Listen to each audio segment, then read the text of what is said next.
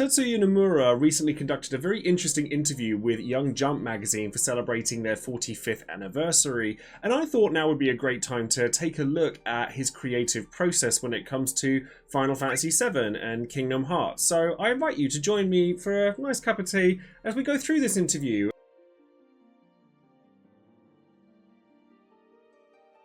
So to just give you guys a heads up, this is from Young Jump's website itself. It is Google translated, so we will have to account for that and maybe try and take note of the fact that some of Google translations aren't exactly the most accurate things in the world. But I also wanted to say that I haven't actually read the interview until this point, so I am interested to see what his creative process is, because as an artist, I adore Tetsuya Nomura. I think he's a wonderful artist. I think he has a very unique sense of style when it comes to the way he designs his characters. But some of his writing I've always felt to be a little just out there and seems to serve him rather than the audience at large. But a lot of people love the plots for the remake trilogy and Kingdom Hearts, so do be careful. Obviously, I don't know if there's any spoilers here until I've read it, but I'm going to pre-warn you of spoilers just in case anyway.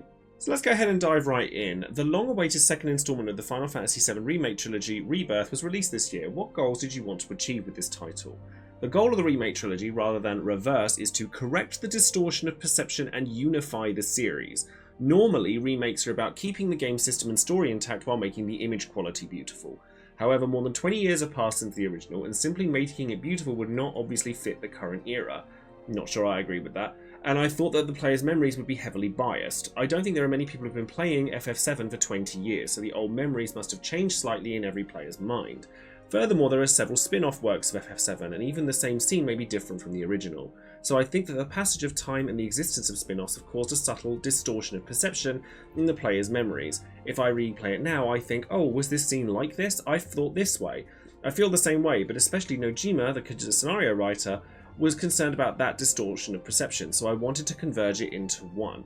I feel that that's a really interesting statement to make, because I do understand where he's coming from, that there's lots of spin-offs, there's lots of lore, and the difference between lore and story is something that's been coming up to me a lot recently, because I've always kind of struggled to explain my stance on storytelling in RPGs, or just in general, to be honest.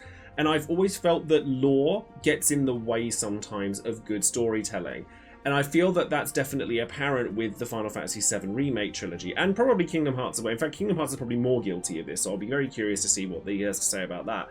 But I think that because you have to have so much knowledge prior to the world of Final Fantasy VII before going into the Remake Trilogy, you can't have that connection with a newcomer. So if this is made for the old guard like myself, who has been playing Final Fantasy VII for the last 20 years, the changes that have been made are very difficult to kind of connect with someone who maybe hasn't. So you can't take something like Resident Evil 2, for example, which I think, you know, simply making it beautiful isn't exactly what that game did, but it did allow players to kind of say to somebody, hey, this is that game that I really loved when I was young, and I really want you to be able to experience it the same way that I have, and now you get to in this new way. I don't think that really works for Final Fantasy VII, but I do understand that his want to kind of unify everything into a single trilogy is something that's noteworthy. Whether he's managed to succeed in doing that, and I won't say anything more than that because of spoilers, obviously, I'm not so sure about. There was certainly a sense of distortion in perception with the spin-off work. How is that distortion expressed in the game? At the end of the game, in the scene where Sephiroth is in a white space and Cloud is flying, okay, so there is spoilers here. Let's just make that abundantly clear. There's definitely going to be spoilers in this article. Various visions are seen. Among them, the world of FF7 in the player's mind is surely also included, and although they are all FF7, they are all subtly different. There are several world lines like different worlds. We have made it easy to understand, sure, such as this person is alive in world A but not alive in world B. Okay, but each person, I can't get used to that laughing, sorry, but each person has a different way of perceiving things. Memories are slightly rewritten over time. There are discrepancies in spin-offs, and in this work we have had players experience several worlds of different layers, and that vision expresses these things. This is exactly what I'm talking about when I say lore gets in the way of good storytelling. I will, seeing as this has got spoilers already up there. I'm gonna like throw my hat in the ring here and say, for you to, or for the game to replace one of the most iconic storytelling scenes in video game history with confusion that almost requires knowledge of these spin-offs and things like that, I think is actually very damaging. But I'm hoping that the third part will kind of bring it all together. But the wording that's being used here honestly concerns me slightly, because if the vision is that they want this to all be one thing, but it still requires so much knowledge from your Crisis Cores, your Dirge Cerberuses, because we've seen references to that in the remake trilogy. Like, if it's going down the route of Kingdom Hearts and involving mobile titles like Ever Crisis, you know, we've seen Glenn turn up in the game. It worries me a little bit, because I do think that, honestly, if a movie can tell a good story in 2 hours that doesn't require knowledge of lore outside of that movie, there's no reason why Final Fantasy VII can't do the same thing. And that's where I'm not sure I necessarily agree with what's being said here, but I understand the vision at least. A world map has appeared in Rebirth. Has the world map that you envisioned finally been realised? That's right, this is really thanks to the hard work of the people on the ground. I think we were able to present the world map of Final Fantasy VII that everyone, including us, had dreamed of. I think that's a really interesting statement. I mean, the world of Final Fantasy VII is beautiful. Rebirth, Remake, it's stunning. It really is. Although I think it's a very interesting statement to make, and it'll really depend on how the third game comes around, when Rocket Town is not in Final Fantasy VII Rebirth at all, and Wutai has got this much higher emphasis on what's going on in there. I find that it's weird to say this is how we always wanted it to be, when it's the game that came out 20 years ago that everyone really loves, and you're actively removing parts of that to get to the vision you originally intended. Very, very interesting statement. There are also a lot of mini-games, no kidding, and exploration elements. Is this because you want players to explore every corner of the vast world map? That's right, without a goal there would be no motivation to explore every nook and cranny, and you would just wander around the vast world. That would make the vast world map meaningless, so the game is packed with various elements so that exploration leads to discoveries and achievements. I agree with this, 100%. The difference, I think, between something like Final Fantasy VII Rebirth and something like Elden Ring is that or Legend of Zelda Breath of the Wild / Tears of the Kingdom even, is in those games you are kind of drawn to elements of the world map without being told to go to them. Like, there's something in the distance and you go, ooh, what's that? That's not quite the case in Rebirth, in my opinion. Like, I think that through the Ubisoft towers, as people like to call them, you're kind of railroaded and guided into where you're supposed to go, even when you are meant to be going off the beaten path. And I think that it is a very challenging balance to make, and I think that 90% of the minigames and exploration elements in Rebirth are really strong, really strong. But there are certain things that I think could be improved upon for the third part. Okay, so here's the bit that I'm really interested in. Unraveling the creative perspective of Final Fantasy VII. Manga doesn't often have good-looking guys as protagonists, but I think that the works you work on have a lot of so-called cool characters. Is there anything you keep in mind when designing the protagonist? Don't manga characters usually have handsome protagonists? I mean, I'll be the first to admit I'm not a particularly clued-in person with manga and anime. Like, JRPGs and Japanese video games are my, outlet for that creative process. But from an art perspective, I do seem to think that there are a large portion of handsome protagonists when it comes to the higher end or the more well-known animes. But then you think of things like One Piece, where I wouldn't have said the main character in that, Luffy, I think his name is traditionally handsome. So I mean, this is a very odd sort of statement. But I think that, oh, here we go. For example, Naruto from Naruto and Luffy, there you go, Luffy from One Piece are not portrayed as what you would call good-looking men in the stories. I see. There you go. I'll be quiet and I'll read on. The reason I make the main characters good looking is because in high school, a classmate of mine was playing a game where the main character wasn't very good looking. So my friend said, why does he have to be ugly in the game world? And that really made an impression on me. From that experience, I thought, I want to be good looking in games, and that's how I create my main characters. It's really interesting because I think that, if anything, this is a reflection of Nomura's friend saying, why do I have to be ugly in the game world? As if it's a reflection on how they feel insecure. I mean, that is a huge projection from me. I am reading a Google translated document, let's remind ourselves again. But I think that it's maybe it's a statement on just the way that players have felt, and I think that this stems from an older generation where playing video games, and I can speak from experience here, was not seen as cool or not seen as like mainstream or in vogue or anything like that. But I think that any kind of inspiration is good inspiration, and Tetsuya Nomura's character design, you know, has appeared on fashion runways, is inspired by fashion runways and Comme des Garçons and things like that. So I think that straight high school inspiration of I don't want to be ugly in a video game world is really, really quite interesting. It reflects your own experiences. In Rebirth, I assume this means Rebirth, the story begins to get closer to its core, and I once again felt that Sephiroth, the enemy, was attractive. Yes, that would be true, and there are enough fans that will throw themselves at him for that to be true. Please tell us about the attention to detail in the enemy's design and settings. In my opinion, the protagonist cannot have many adventures in terms of design or setting. If they do something too eccentric, they become too edgy and no longer become a character you can empathise with.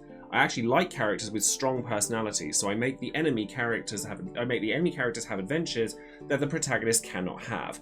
I think that this can go either way. Like, I think that it's, again, storytelling can be a very insular thing, and I think that the events that unfold in the present of any game, movie, book, anything like music, art piece, anything like that, can be shown through a multitude of different facets.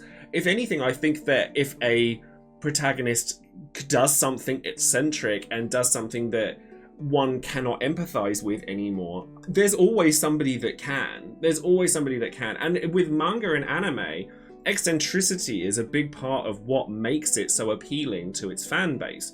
So I think it's really interesting that he considers the enemy characters to be the eccentric ones that are no longer empathetic, when the villains, speaking from personal experience, are often the characters I gravitate to most. I mean, look at Kuja from Final Fantasy IX. The reason I gravitate towards that character as much as I do, apart from his killer design, is the fact that he's very relatable. He's afraid of death, he's afraid of being forgotten, and that is something that is actually extremely empathetic.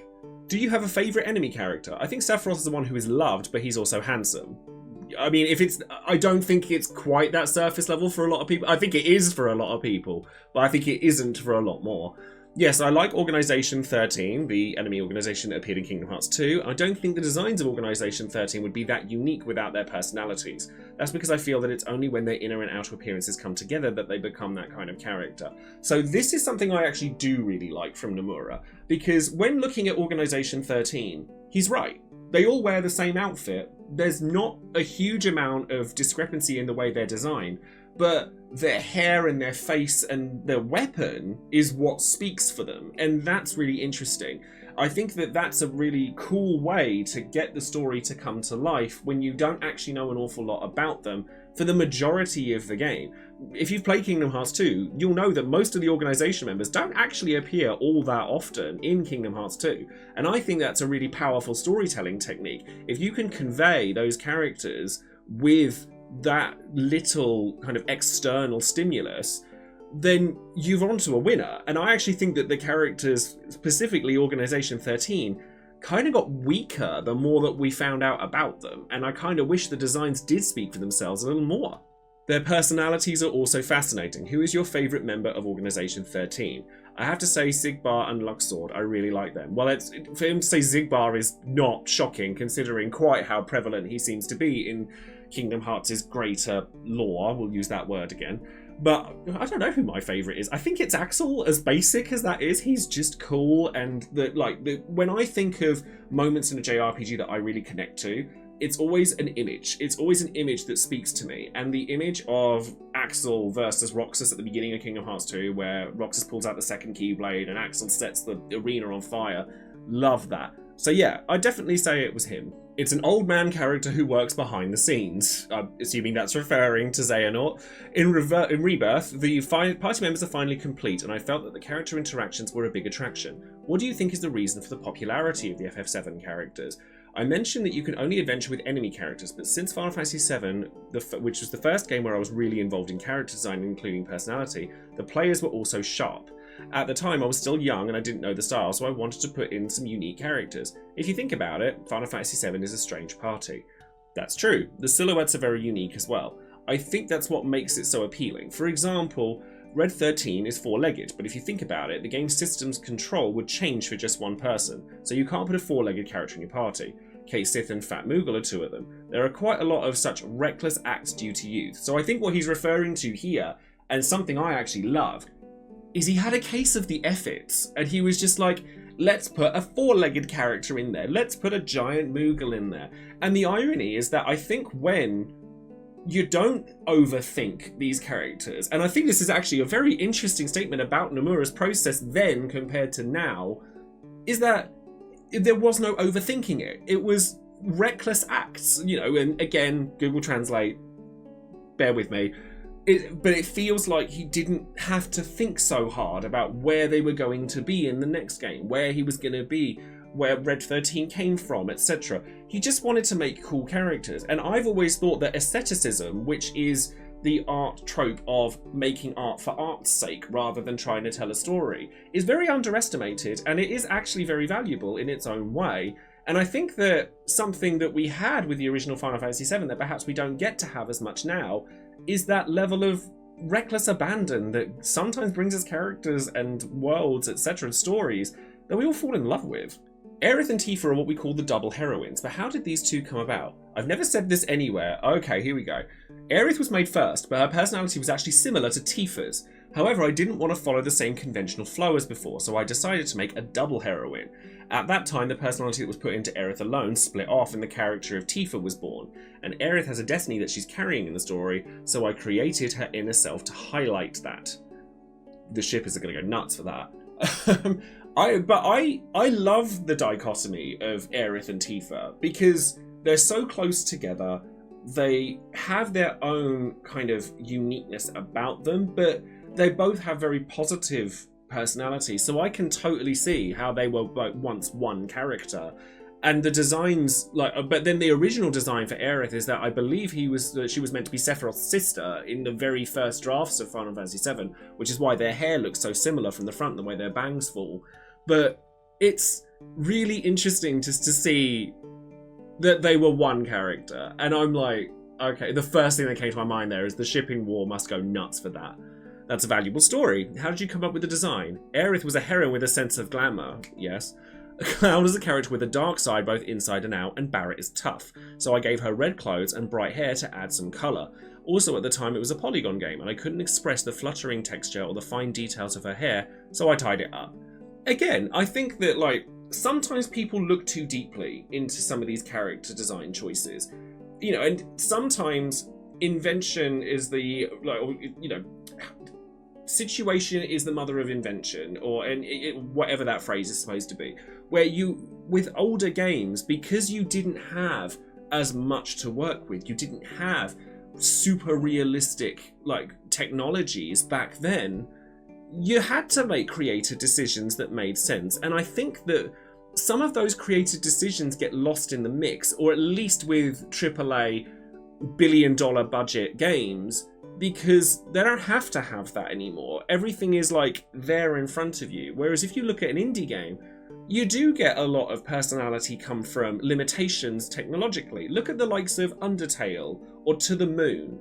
There's lots of independent games that can really tell their stories visually without having to explain everything in minute detail. And I love the fact that the way Nomura's were referencing the original Final Fantasy VII for that comes through here. That's the behind-the-scenes story. Tifa's hair is long and difficult to express because it can't be tied up in the same way. However, Tifa also has her hair tied up at the end. This was also for the sake of ease of motion control. The same thing again. What do you think are the strengths and unique characteristics of your character designs? Honestly, I don't know. I think there are many people who draw famous characters in a similar way, but until recently, no one drew my drawings in a similar way. Even when I draw them myself, it's quite difficult to draw them again. However, I'm particular about the reasons for why something is a certain colour or shape, even down to the smallest details. So when I check designs drawn by others, I ask questions like, why is this part shaped like this? It may be something that other people don't care about so much. Such detailed settings become the personality of the character, and I think that they will eventually become part of the game and the story. I think my designs are only possible because of the work. So, it's true that I think Nomura was very much a trendsetter with the way that he designs characters, and there aren't a huge number of people that, or at least working professionals, that emulate a similar kind of style, which allows him to stand out. Like within manga and, you know, video game art, you can tell a Nomura piece a mile away. So I think it's nice that he's able to acknowledge the way in which he conducts construction and like composition when it comes to a character. So I think it definitely speaks to his skill as an artist. When designing costumes, do you also consider how they will be put on and taken off? I have it in my mind, but even if you saw it, you probably wouldn't know it. At the time, cosplayers were just starting to appear, and I sometimes drew in thinking no one's going to cosplay this. But surprisingly, everyone did, which surprised me. To be fair, having cosplayed Final Fantasy character before with Kefka, it's challenging, and there are characters that are way more intricate out there than Kefka. So the fact that cosplayers even come into his mind when he thinks about these things now, as opposed to when he first made him, goes to show just how much the times have changed. With the spread of social media and the like, we have more opportunities to see players' opinions and comments, but as a creator, to what extent do you think the players' opinion should be reflected in the story? Before I even read this, I'm actually really interested in this, because I have long said that I felt that Kingdom Hearts, at the very least, is almost written by its fan base, and the more things progress with the Kingdom Hearts franchise, and I fear that Final Fantasy VII is going down a similar path, I feel that the developers have always listened to the vocal minority a little too much, and I find that very interesting. So before I've read anything, I just wanted to say that. The player's perspective is very interesting, and I often notice things, so I think I pay close attention to it. I don't think it's necessary to reflect their opinions at all, and if there's something that needs to be done, I think it's better to do it. However, if we go in the opposite direction of what the players want and create a scenario in which a popular character suffers a terrible fate, I don't think that's good for the player's feelings. That said, I don't think it's right to say I want it to be like this, or yes, I understand. The point is that we should think of a scenario with a clear intention rather than just following the player's opinions. As for Aerith, I can't talk about that yet. Okay. That, I feel that's a bit of a non-answer. It's like, yes, we want to listen to them, but we still want to keep our creative vision. But, like, we should think of a scenario with a clear intention. I think that failed with Rebirth. And I think that Kingdom Hearts is well known for how convoluted it is. So it's very interesting to hear that statement, because I don't think that a scenario with a clear intention has been the case for many years when it comes to the storytelling from these games. It's all often been breadcrumbs scattered at the end of a game to make you go, ooh, what's next? Where I can't speak for everybody, but I would much prefer to have a closed book at the end of an experience, and just when another one comes around, I'm ready to receive it. So I think that it's really interesting, and I'm using the word interesting here because I'm being polite, to say that the way that it's been said.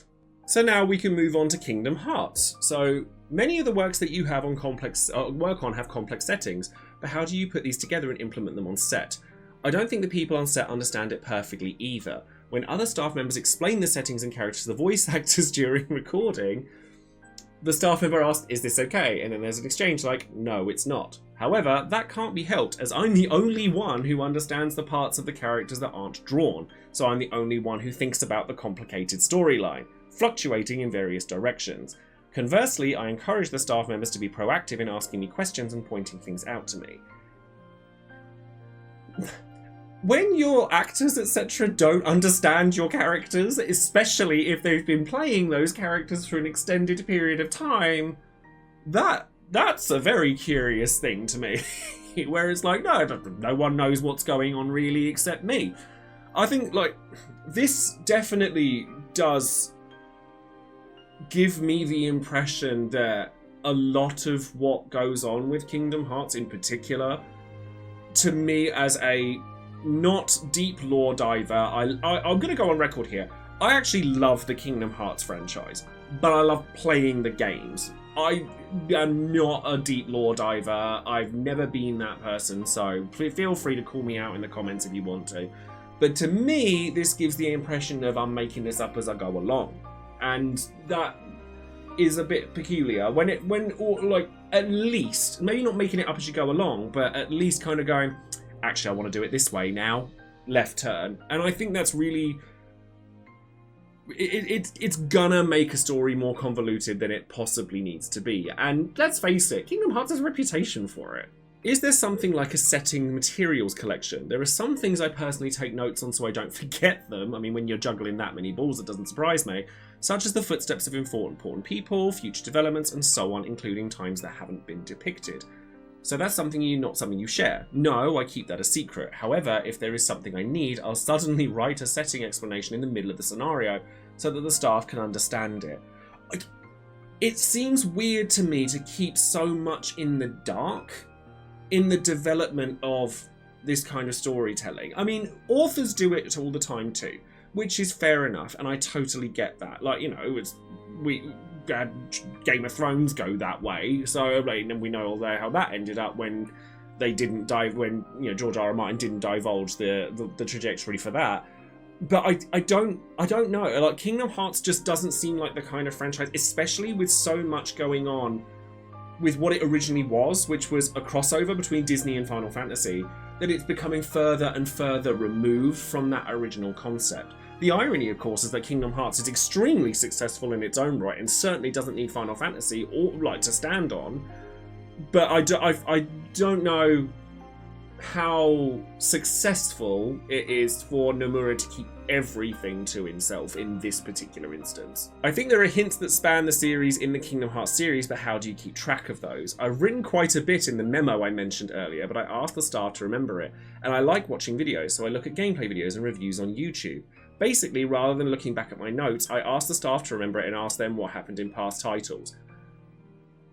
That, again, not a lore buff, but to people who are, I would hate to read that. Because I'd sit there and think, so if you're not remembering what your lore is, and you're expecting somebody else to remember it and then bring it back to you, do we not end up with a little bit of misguided information somewhere down the line, where something's going to get missed or twisted or moved in a direction that perhaps wasn't being expected? Very interesting statement there. You say you watch analysis videos. Do you ever think, I got it right so I'll change it, or I don't understand it at all? I watch them because I find them genuinely interesting. Rather, I often think it's not as complicated as I thought it would be. I'm often impressed by how much they've looked into it. However, some people point out the connection to the Final Fantasy series, for example, but the scenario writers for both are different, and no matter how much I've been involved in both, there is no connection to other titles. I mean, I always felt that the joy of the Final Fantasy references in Kingdom Hearts is just that they're references. Like, no different to Smash Bros. I don't need an explanation as to why these characters are fighting. Or Astro Bot. I don't need to know why Kratos is suddenly a robot in a cutesy little world. It's just a reference, and that's nice.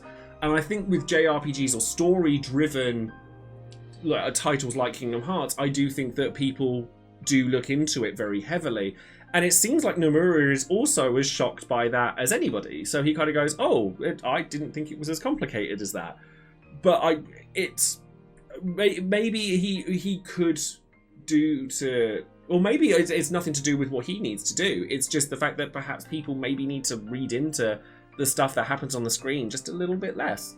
I don't think the Kingdom Hearts series was expected to develop the way it is now from the first game. As the series progresses, the number of settings and characters increases, and it becomes increasingly difficult to make the story coherent. No kidding.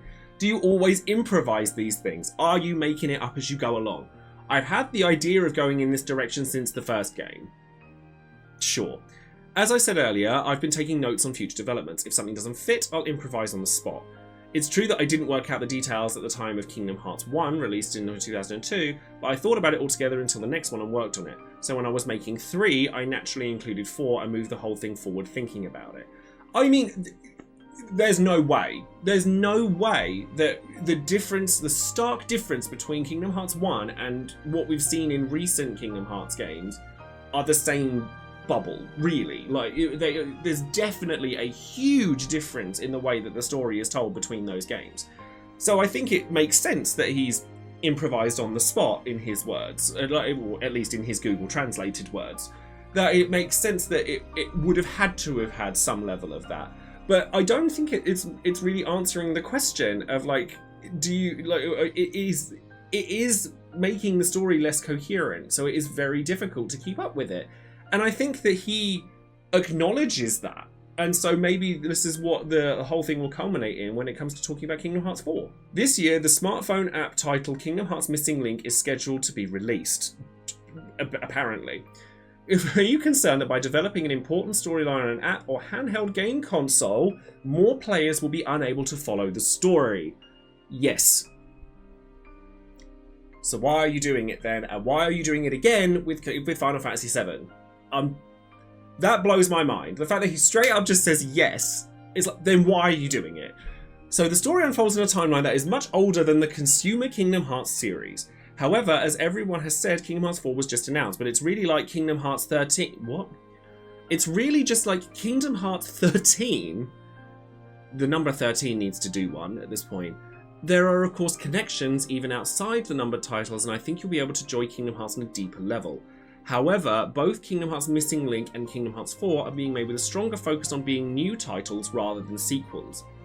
Right, so I'm guessing what he means by saying Kingdom Hearts 13 is so far removed from the first 3 games that it's considered its own thing. That's actually a good thing. To me, that's a good thing. For example, as a new attempt, I've had staff who have never worked on Kingdom Hearts participate in the scenario. I'll be involved in the end, but in that sense, the writers who don't know who Kingdom Hearts are, in the sense that the writers who don't know Kingdom Hearts are creating the base. I don't think it's a work that I have to do. Sure. After all, Missing Link is a blank history, so it's assumed that there are gaps. If you know it, you'll be able to enjoy it more deeply. This is okay, so I've gone in 2 directions here. I kind of like that he's saying that Kingdom Hearts 4 is being made with a stronger focus on being new titles. I don't believe for a second that it's not gonna, like, have mandatory knowledge of the first few games to understand everything completely. But the way he's wording Kingdom Hearts as a blank history, so it's assumed that there are gaps that you'll know.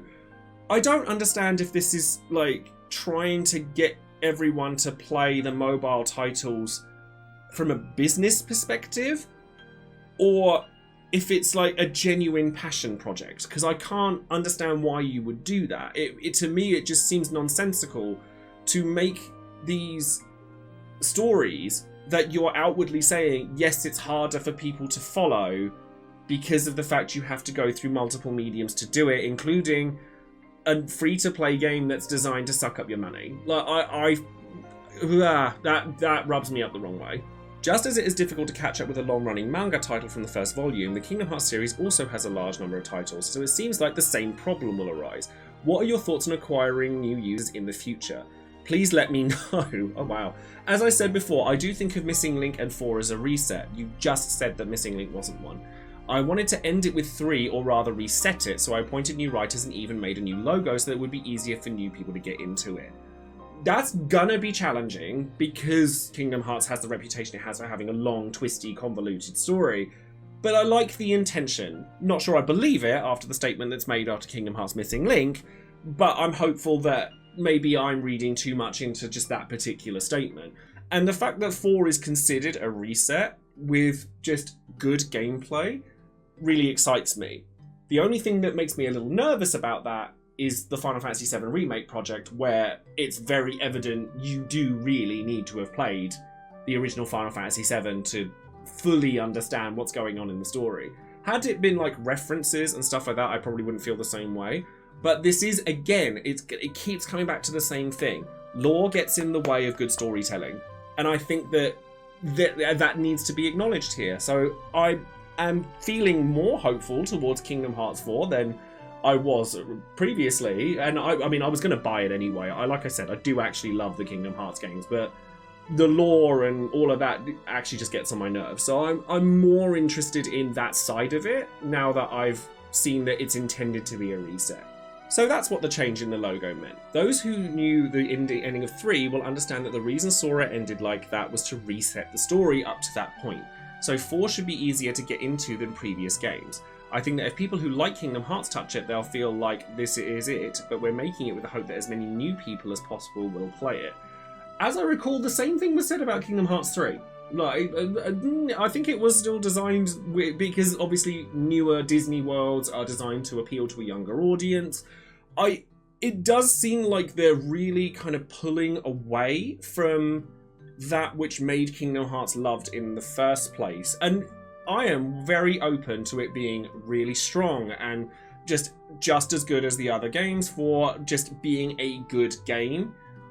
I am just not sure how far on that scale of, you know, outside lore is supplementary or something you can dive into, sort of like Elden Ring can, or a Souls game, or something like Shadow of the Colossus, as opposed to, we're going to say you don't need to have played these games, but you kind of need to have played them to understand what's going on.